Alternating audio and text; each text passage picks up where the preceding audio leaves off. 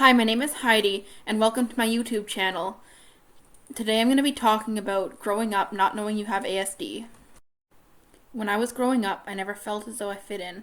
I was often bullied, teased, excluded.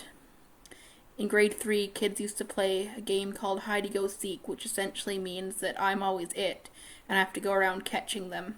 Sometimes they'd include my sister, so I wouldn't even have my sister to play with.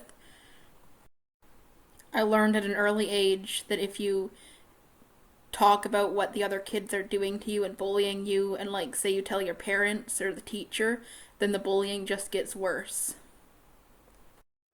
Eventually, I started to play with the younger kids that were my sister's age, and after a while, like some of the adults seemed to think that it was strange and they weren't too happy with it. I've never understood why.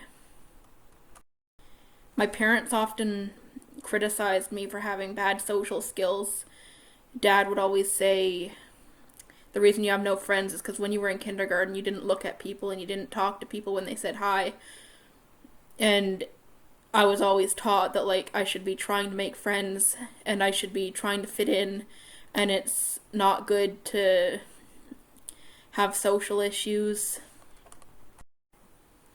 I grew up feeling like I was completely wrong and I didn't belong in the world.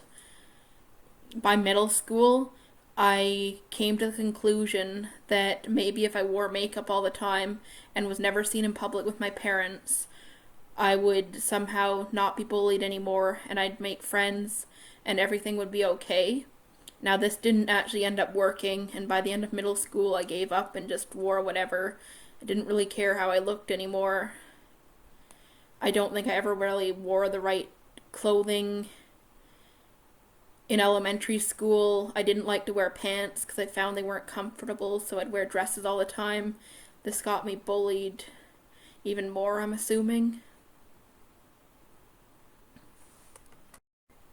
Often growing up, I really didn't realize that it was me that was messed up. I just thought that, like, the other kids were mean. It took a long time for me to realize that, like, I was the one that's the problem and I didn't even mean to be. I guess they didn't think I talked right or looked right.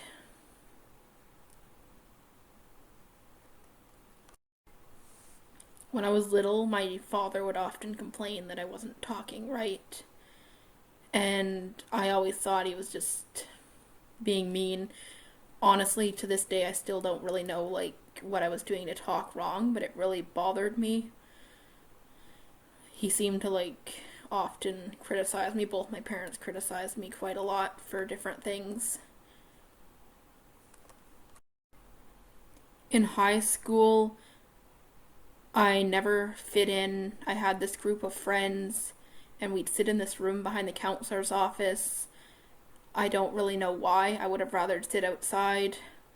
And typically I just sat with them, but I never really connected with them. I'd just sit with them, eat lunch, read a textbook, because I thought it was important to look like I have friends, that people didn't think I wasn't normal, because I had this huge fear of not being normal because I've often thought I wasn't normal. I often believed that if I tried hard enough, I could be normal. I used to Google how to talk to people, and I'd sit and watch people. Like, say I was in a coffee shop, I'd just be sitting there watching people, trying to learn how to be like them. I'd research how to make people like me. This one time I read that if you smile a lot, people will be gravitated towards you and you'll have lots of friends and everyone will like you. So then I started smiling all the time while walking down the hallways at school, and my sister told me that I looked like a retard. I'm sorry to say that word, but that's what she called me. When I was little, I thought that if you went around hugging people, they would feel more welcome. So I started hugging my sister's friends because I didn't have friends. And then my parents yelled at me for hugging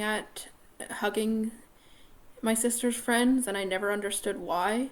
And now that I'm older, I kind of understand why, but as a little kid, I just thought, like, oh, this is how I'm going to make friends. And of course, as usual, it didn't work. I felt very lonely and isolated growing up, and I had a lot of mental health issues, but no one really recognized it. I was severely depressed, but my parents would often just yell at me because I was too negative, and they'd tell people that I knew that I was negative, and then I'd hear it later, and I was always just like negative and difficult, and no one really understood what I was going through. I've contemplated suicide since I was 7 or 8. I would often think about hanging myself in the tree in the backyard and what it would be like to be dead, or imagine that I was a ghost and didn't have to deal with society anymore. I was also always drawn to just leaving society and going into a forest by myself where there were no people, living off the land. I still consider that often.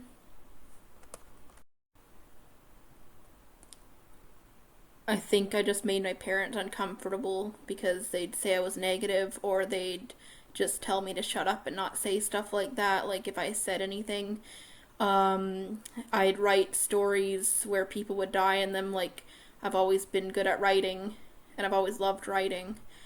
And my mother would even just try to come up with saying, like, she'd try to like get me to come up with something more, with a more happy ending, where it was just a dream. My father was always just like, stop being negative, don't rain on my parade. He's still like that. Then I went to college, and I just went to my community college in my town and lived at home for a couple of years. And that didn't go so well. Like the first day I walked into college, well, guess what? It's like all the kids I went to school with that I didn't like and that didn't like me. And I just realized it's not going to get better. This one time, I'm really bad at like finding partners for activities. I'd rather do them on my own because it's easier than like being rejected or having to force myself into someone's group when they probably don't want me. I just assume they don't want me. They probably don't want me. And so anyways, we had this group project, and the instructor was like, you have to belong to a group, and you have to pick a group to belong to. And it's like I couldn't do that because like everyone else had their friends and I didn't have any friends, and I was just kind of a burden on society. So I went to the washroom and cried during the break, and then ended up being stuck in a group and just like awkwardly pushing through. Because I couldn't talk to people or have a conversation with them, I had a lot of trouble passing job interviews. What I eventually ended up doing was going online, memorizing every single question that there is that can be asked in a job interview, and like how you'd answer that. So now I can pretty much pass any job interview, and I'm really good at writing resumes. I like writing people's resumes for them. I've also had a lot of difficulty keeping jobs. I think partly because like I don't have social skills, and I don't think that I really look normal, even though I don't always realize that I'm not looking normal and I'm not talking normal. And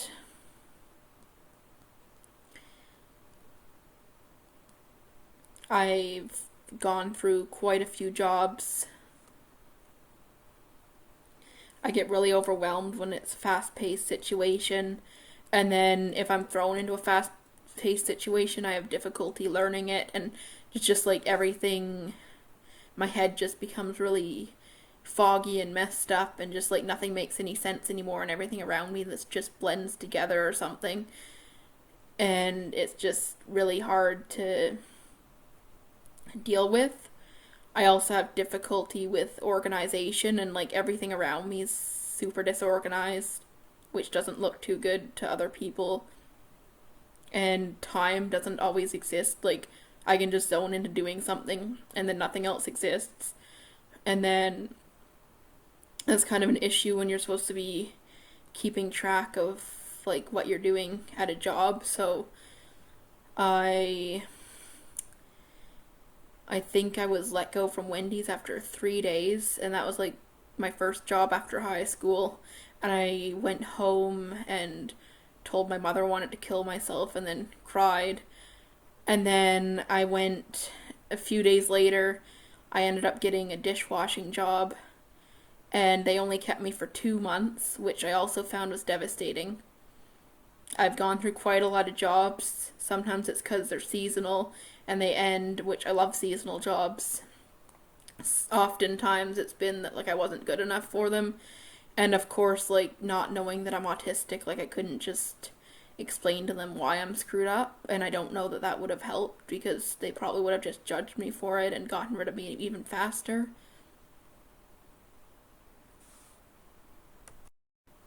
Sometimes I get just so overwhelmed at a job that I just walk out because I can't deal with it, and that's usually happened within the first day or two. I used to work in kitchens, and I'm actually running out of places I can eat in my hometown because I've either quit or been fired, and yeah, it sucks. I know I'm supposed to be ashamed, and I probably shouldn't be like saying it over the internet, but I don't really care anymore.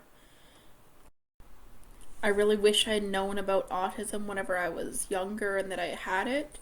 I think my life would have been like a lot easier. People would have maybe understood me more, or at least I would have understood why I never fit in.